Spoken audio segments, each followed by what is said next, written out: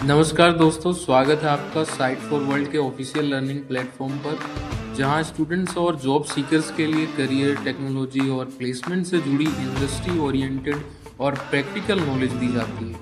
अगर आप अपनी स्किल्स को नेक्स्ट लेवल तक ले जाना चाहते हैं, तो आप बिल्कुल सही जगह पर आए हो। चलिए शुरू करते हैं आज का इम्पोर्टेंट सेशन। नमस्ते स्टूडेंट्स। हम रोज कितने सारे ऐप्स यूज करते हैं, राइट? पर कभी सोचा है कि इन ऐप्स को इतना स्मूथ, इतना फास्ट और रिलायबल बनाने के पीछे एक्चुअली कितनी डीप इंजीनियरिंग होती है? चलो आज इस पर्दे के पीछे झांकते हैं और देखते हैं कि ये सब काम कैसे करता है। ये तो हम सबके साथ हुआ है, पक्का हुआ होगा। आप अपनी कोई फेवरेट ऐप यूज कर रहे हो और बूम, या तो ऐप क्रैश हो जाती है या इतनी स्लो हो जाती है कि बस गुस्सा आने लगता है ना? तो आखिर ऐसी प्रॉब्लम्स आती क्यों हैं? क्या रीजन है इसके पीछे? चलो इसी को समझते हैं। तो ये है आज का हमारा रोड मैप। हम देखेंगे कि अच्छी भली ऐप्स आखिर खराब क्यों हो जाती हैं। फिर हम पिरामिड ऑफ प्रोटेक्शन के बारे में बात करेंगे। मेमोरी लीक्स जैसे छुपे हुए दुश्मनों को कैसे ढूंढा जाता है, ये भी देखेंगे। और हाँ, इन सब को ठीक करने वाले स्मार्ट टूल्स और एक्सपर्ट्स से भी मिलेंगे। ओके, तो सबसे पहले आइए इस सवाल की जड़ तक चलते हैं। एक ऐप जो पहले बिल्कुल ठीक चल रही थी, अचानक से उसमें प्रॉब्लम्स क्यों आने लगती हैं? इसको समझना सबसे इंपॉर्टेंट है। ये कुछ कॉमन फ्रस्ट्रेशंस हैं जो हम सब फेस करते हैं। एक, ऐप का क्रैश हो जाना। टेक्निकल लैंग्वेज में इसको आउट ऑफ मेमोरी एरर भी कहते हैं। दूसरा, यूआई का स्लो हो जाना, मतलब ऐप यूज करने में लैगी फील होती है। फिर ऐप का बहुत ज्यादा रैम यूज करना, और कभी कभी तो फोन का ऑपरेटिंग सिस्टम ही ऐप को बैकग्राउंड में बंद कर देता है। समझ आ रहा है ना? ये सब ऐसे ही नहीं होता, इनके पीछे सॉलिड टेक्निकल रीजंस होते हैं। आगे देखते हैं। तो सवाल ये है कि इन प्रॉब्लम से बचें कैसे? इसका सोल्यूशन है the pyramid of protection. Simple भाषा में ये है ऑटोमेटेड टेस्टिंग। ये एक ऐसी स्ट्रैटेजी है जो बग्स को, यानी गलतियों को, शुरू में ही पकड़ लेती है, इससे पहले कि वो यूजर तक पहुंचे। रेडी हो इसको समझने के लिए? इस पिरामिड का जो बेस है, जो फाउंडेशन है, वो है यूनिट टेस्ट। इसका काम क्या है? ये कोड के सबसे छोटे छोटे पार्ट्स को, जैसे एक फंक्शन या एक क्लास, अकेले में टेस्ट करता है। एग्जाम्पल से समझो। मान लो एक शॉपिंग कार्ट ऐप है, उसमें ऐड आइटम का एक फंक्शन है। क्या वो फंक्शन ठीक से काम कर रहा है? बस यही चेक करना यूनिट टेस्ट का काम है। और याद रखो, यही एक हाई क्वालिटी ऐप की नींव है। क्लियर? ठीक है, अब पिरामिड में एक लेवल ऊपर चलते हैं, विजेट टेस्ट्स। यहां फोकस विजुअल चीजों पर होता है, मतलब जो आपको स्क्रीन पर दिखता है, जैसे बटन्स, टेक्स्ट फील्ड्स, इन सब पर। फॉर एग्जाम्पल, एक कॉन्टैक्ट फॉर्म है। क्या उसमें सारे टेक्स्ट फील्ड्स और बटन्स ठीक से दिख रहे हैं? क्या उन पर क्लिक करने से वही हो रहा है जो होना चाहिए? ये सब चेक होता है विजेट टेस्ट्स। और अब पिरामिड के सबसे ऊपर आते हैं इंटीग्रेशन टेस्ट्स। यहां पर पूरी ऐप को या उसके बड़े बड़े हिस्सों को एक साथ मिलाकर टेस्ट किया जाता है। मतलब सब चीजें आपस में ठीक से काम कर रही हैं या नहीं। एक क्लासिक एग्जांपल है login flow. User ID, password डालने से लेकर सक्सेसफुल लॉगिन होने तक पूरा process end to end test होता है। तो देखो, यूनिट, विजेट और इंटीग्रेशन टेस्ट्स, ये तीनों मिलकर एक सॉलिड प्रोटेक्शन लेयर बनाते हैं। ये लेयर्ड अप्रोच ही एक स्ट्रॉन्ग ऐप की गारंटी है।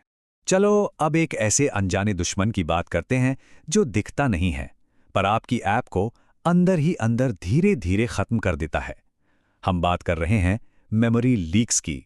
नाम थोड़ा टेक्निकल लग रहा है ना, पर टेंशन मत लो, हम इसको एकदम सिंपल तरीके से समझेंगे।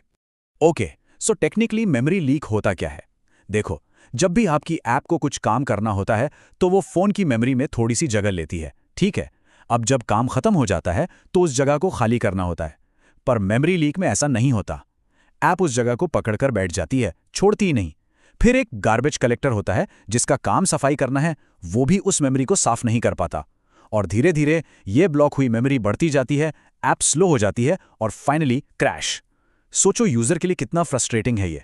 सीधा सीधा पुअर रिव्यूज आते हैं और लोग ऐप अनइंस्टॉल कर देते हैं। फोकस बना हुआ है ना? चलो इसको एक आसान एग्जाम्पल से समझते हैं। चलो ऐसा इमेजिन करो कि आप एक शानदार पार्टी में हो। ये पार्टी वाला एग्जाम्पल इस पूरे कॉन्सेप्ट को बिल्कुल क्रिस्टल क्लियर कर देगा। तो इस पार्टी में जो शैंपेन के ग्लास हैं, वो है आपके फोन की मेमोरी। पार्टी में जो गेस्ट आए हैं, वो है आपकी ऐप के अलग अलग ऑब्जेक्ट्स।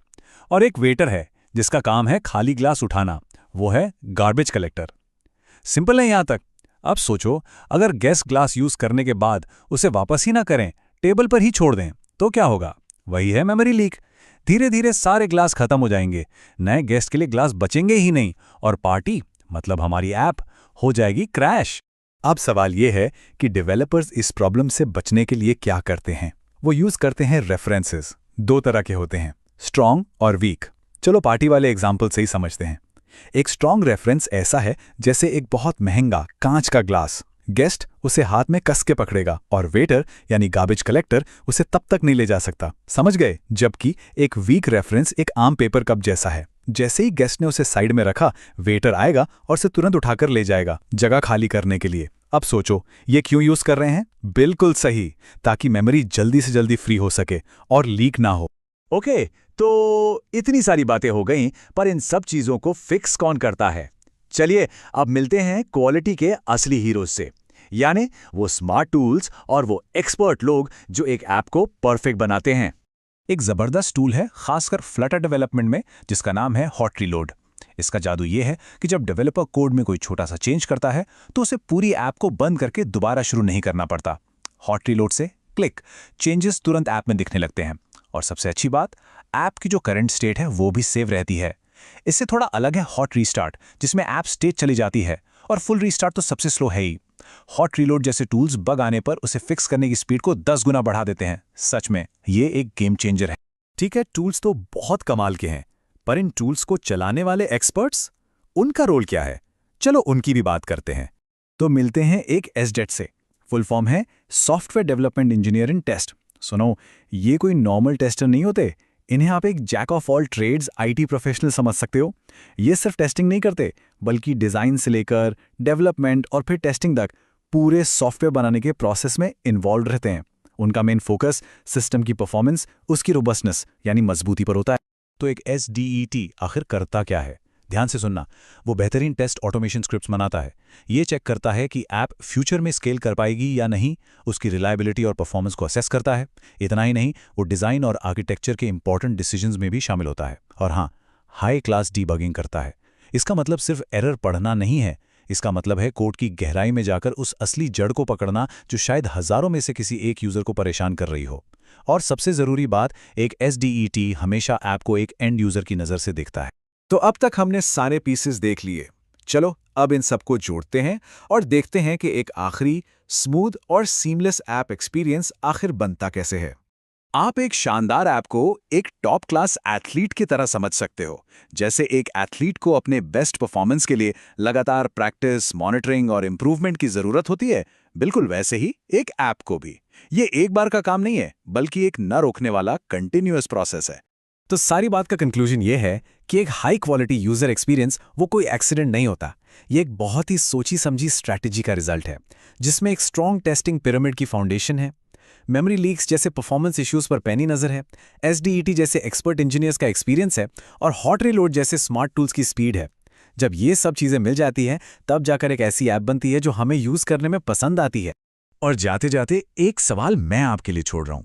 सोचो, आने वाले टाइम में जब AI खुद कोड लिखने लगेगी, तब हम उन तो हमारे चैनल को सब्सक्राइब कीजिए और वीडियो को अपने दोस्तों के साथ शेयर जरूर कीजिए। कमेंट सेक्शन में अपना डाउट या नेक्स्ट टॉपिक लिखना मत भूलिएगा।